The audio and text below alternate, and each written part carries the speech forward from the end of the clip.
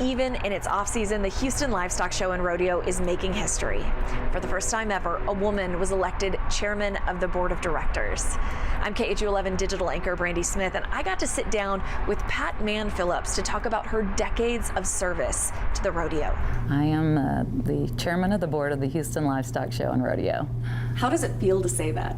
Oh, wow, pretty amazing. I never would have dreamed it 20 years ago when I started on a committee leading school tours that I would be here today, that's for sure. What got you into volunteering? You started in 2001? That's right, that's right. My roots are in agriculture.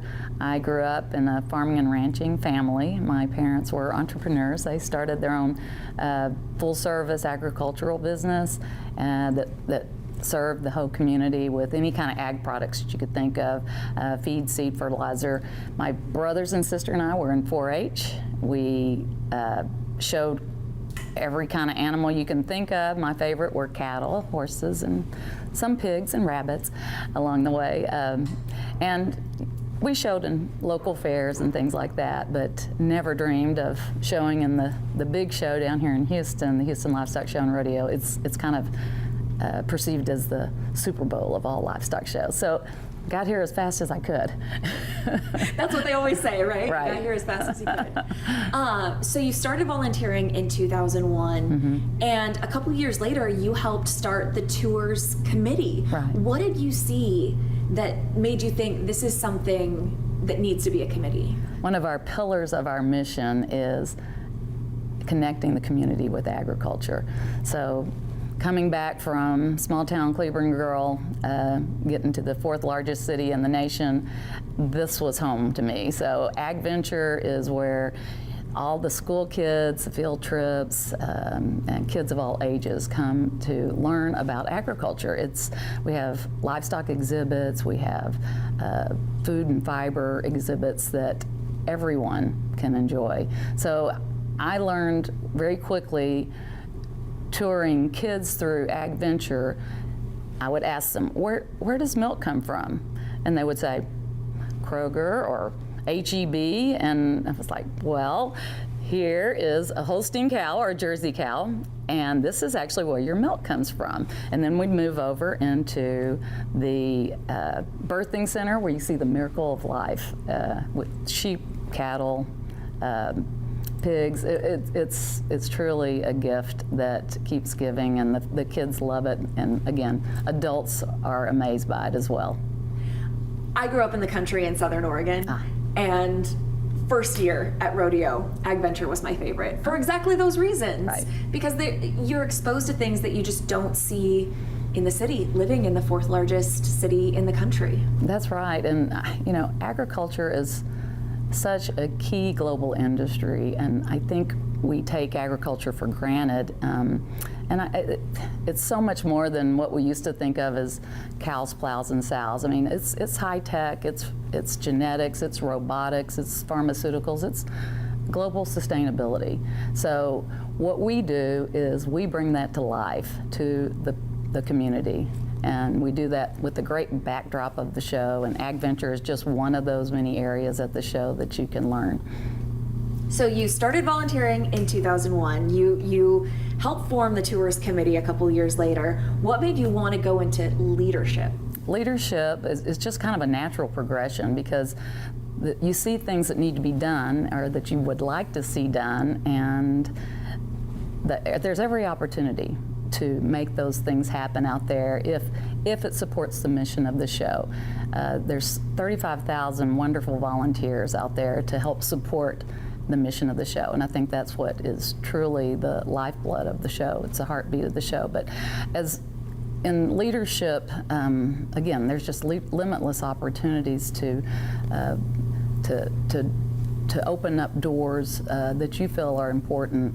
And as I got involved, what I've learned is I was able to see more of the reach and the depth of the show and how it impacted our community, watching those kids and families come through the show. And it just felt like the right thing to do. And the more I got involved, the more I wanted to get involved. And I joined other committees. I joined Special Children's. My husband and I both serve on that committee, as well as we helped to start the Junior Rodeo Committee to bring in other young people. That's our Junior Rodeo Committee is our 17 to 20-year-old group that we are building as our bench strength for adult leaders going forward. So it's a leadership development program, and we're part of that as well. So there's just so many opportunities to give back to the community, and we're just paying it forward. What you've just described to me is, I feel like your first committee volunteering at Rodeo is like the gateway drug to all of the rest of it, because you hear people who start with one, and then 2 committees, and then 3. I've talked to folks who are on 4 committees. Right. At most, how many committees were you on, or are you on? 4, which is quite a bit. But yeah. as I progressed into different leadership roles, there's again so many other opportunities. We're always changing the show with the changing demographics in our city and within the volunteer workforce and what's going on in agriculture. We always want to learn from each life cycle of the show and improve upon that. So there's always something more to develop and prepare for, and that's what we're doing. And as you advance in leadership, you learn, the doors open up a little bit more to what's out there and what's available to us and what the whole show is doing and how we're impacting the community in different ways. And again, you get the opportunity to get involved, and it's in a very intentional way. And it's just been a passion for both myself and my husband, so we love it. And you can tell from the 35,000 volunteers that continue to serve, it's truly a labor of love. That's every chairperson I talked to, or chairman I talked to this year during the rodeo. They just have this incredible passion for it. And it's instilled not just in them, their families as well. The chairman of Gatekeepers told me in the year that one of the years rodeo was canceled, they went on vacation. And they're at the top of this roller coaster, and his daughter turns to him and says, "This is fun, but next year can we go back to rodeo?" So it's just generation after generation. Absolutely. Learning about and falling in love with rodeo. That's right. That's what we love about it. We love our legacies. And it's the premier, family-friendly, educational entertainment destination that anybody could hope to attend and visit and just keep coming back for more. It's like a family reunion every time we get together in March.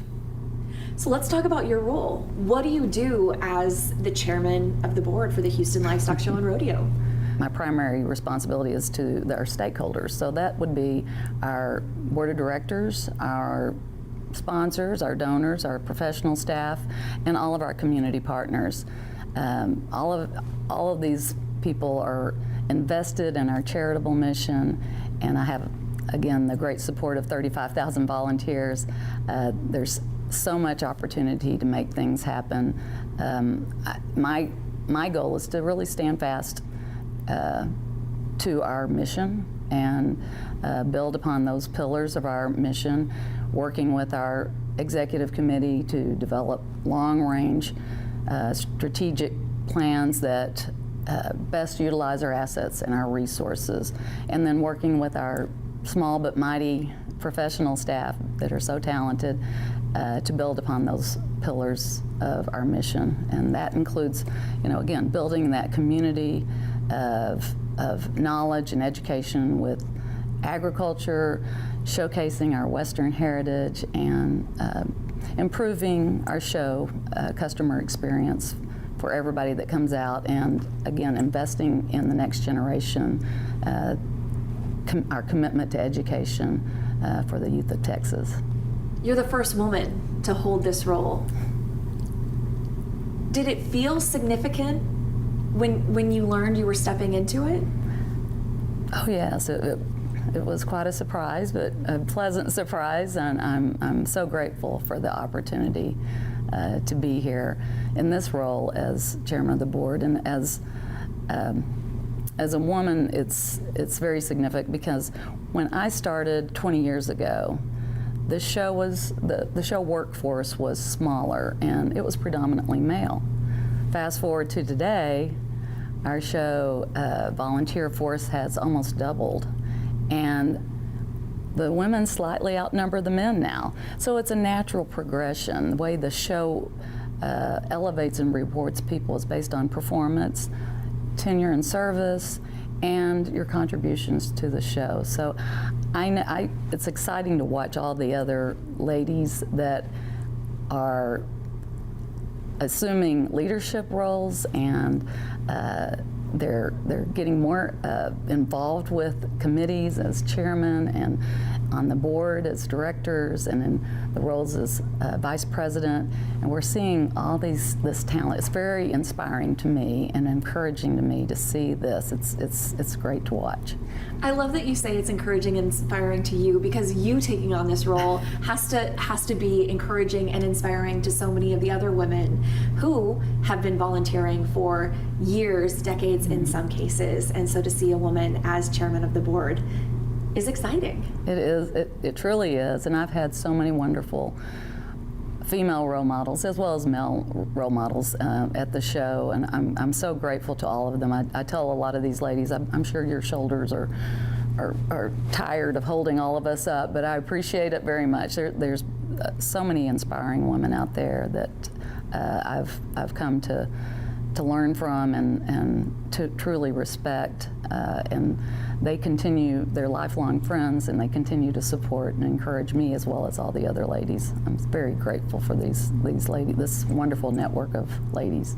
But I have to ask, has there been any conversation, now that you are the first woman to hold the role, it's chairman of the board, any conversation about changing it to chairperson or just chair?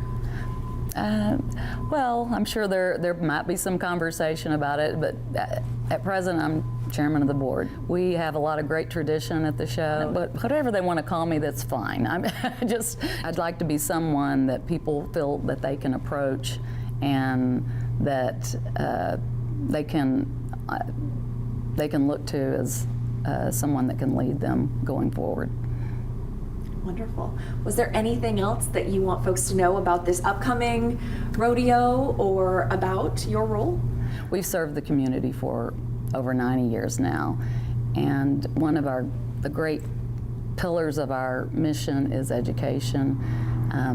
We have our scholarship picnic coming up in June, where we will celebrate all of the new scholars. And I don't know if people realize that the Houston Livestock Show and Rodeo is one of the nation's largest scholarship providers. We have given over $575 million to the youth of Texas through our educational commitments.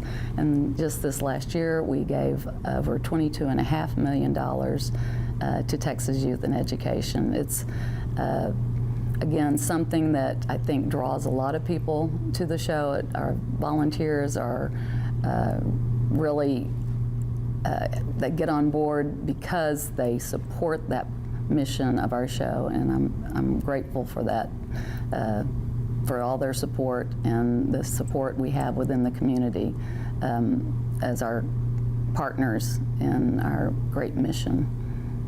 You can learn so much more about the rodeo, its volunteers, and its leadership at khou.com/rodeo.